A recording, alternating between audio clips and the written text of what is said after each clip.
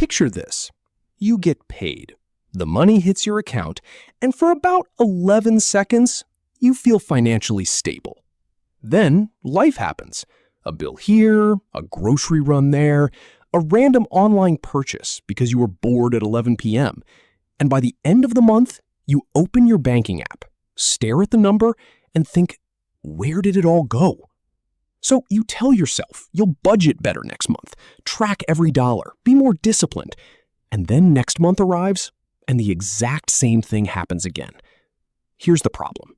It's not discipline. It's not willpower. It's not even your spending habits. It's your bank account.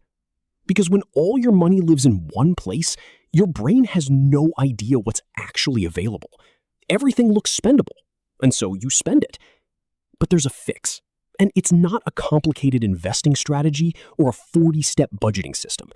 It's one simple structural change to the way your money is organized.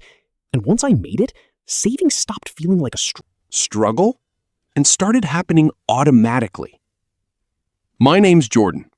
If you're someone who feels like money just disappears, no matter what you do, hit the subscribe button and give this video a thumbs up if it helps you out. All right.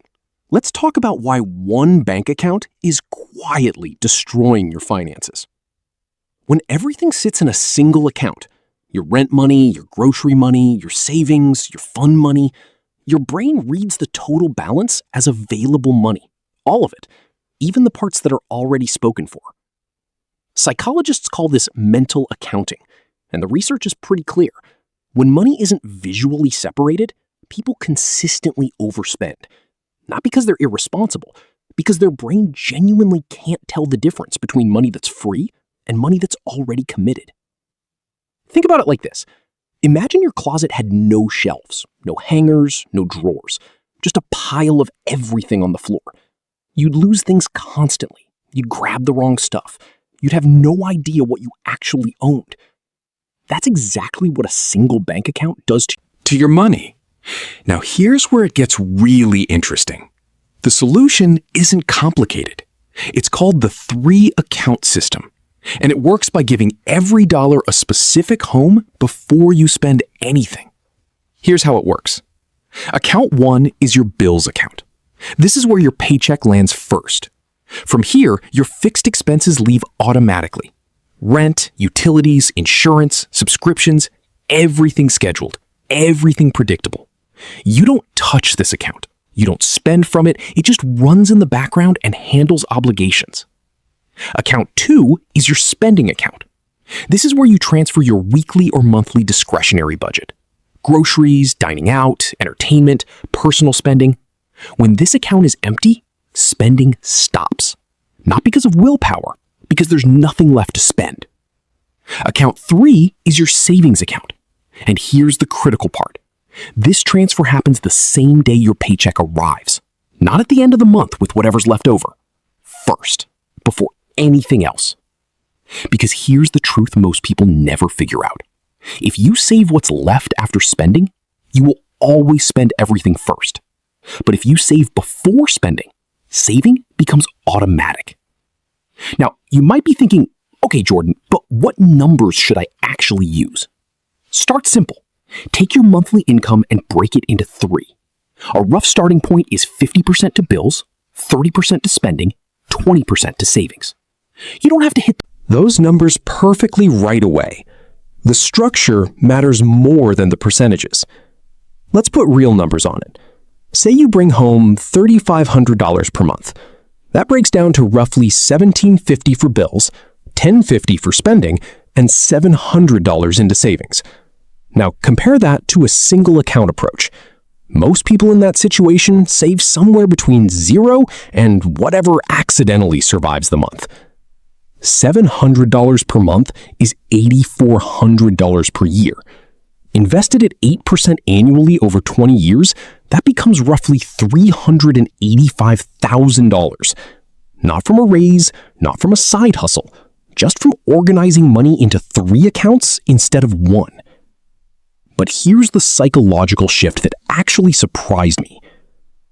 When your spending account has a fixed number in it, something changes. You stop feeling guilty about spending because that money is already designated for exactly that purpose. You're not stealing from your savings. You're not dipping into rent money. You're spending from the account that exists specifically for spending. And on the other side, your savings account stops feeling like something you might raid when things get tight, because it's not mixed in with everything else. It's separate. It's untouchable. Over time, your brain stops thinking of it as available money at all. Most people fail at saving not because they lack discipline, but because they're fighting their own psychology with willpower instead of structure. And willpower always loses eventually. Structure doesn't run out. Now, here's something most people don't realize. Setting this up takes about 20 minutes. Most banks let you open multiple accounts for free. You set up 2 automatic transfers on payday, 1 to bills, 1 to savings, and the spending account becomes your day-to-day card. That's it. No spreadsheets, no tracking every purchase, no monthly budget reviews that you'll do once and then forget forever. Just 3 accounts, 3 jobs, 3 boundaries. And once the system runs, the hardest part is already done, because the decision about where money goes is made once, on setup day, and then it runs automatically every single month after that. So, if you're tired of watching money disappear, here's your starting point. Open 2 additional accounts today. Name them clearly: bills, spending, savings. Set up automatic transfers for payday. Then let the system do what willpower never could. Because saving money isn't about trying harder. It's about making the right move the only easy option. If this helped, hit subscribe. And I want to know, are you currently a 1-account person? Or have you already tried splitting things up? Drop it in the comments. Because sometimes the smallest structural change makes the biggest financial difference.